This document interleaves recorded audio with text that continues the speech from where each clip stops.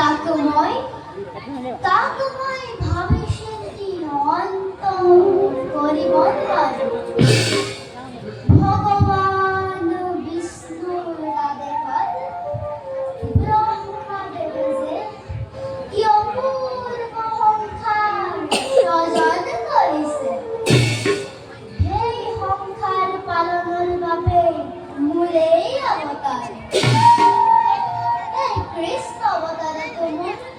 বহুতো কাম আছে ভক্তৰ মনোবাঞ্ছা পূৰ্ণ কৰা দুষ্ট কুটমন আৰু ভান্তক পালন কৰাটোৱে মোৰ প্ৰধান কৰ্তব্য চক্ৰবাদ পুতনা বকাসুৰ অঘাসুৰ আদি অসংখ্য বেদক মই সংহাৰ কৰিলোঁ বৰ্তমান মোৰ নাৰীৰ বস্ত্ৰহৰণ আৰু ৰাসক্ৰিয়াই মোৰ প্ৰধান কৰ্তব্য গতিকে মই এইবাৰ এই কামত মনোযোগ দিবই লাগিব ভাই কানু তুমি ইয়াত অকলে কি ভাবি আছা আজি ধনুষ চৰাবলৈ নোযোৱা নেকি সীতা আৰু সুদামাই সকলো তোমাৰ কাৰণে বাট চাই আছে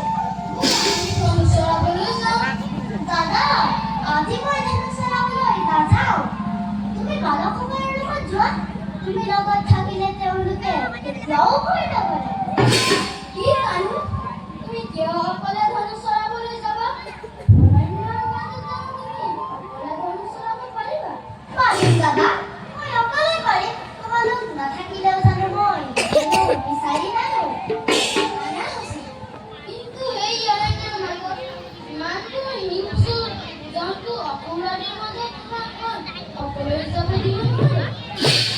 বৃন্দাবনত আৰু অসুৰ নাই অপৰাধ কৰা নাই কিন্তু ভাই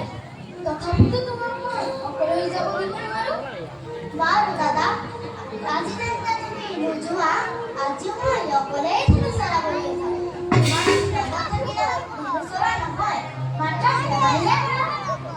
বাৰু কৃষ্ণ যদিহে হয় তেন্তে তুমি অকলেই যাবা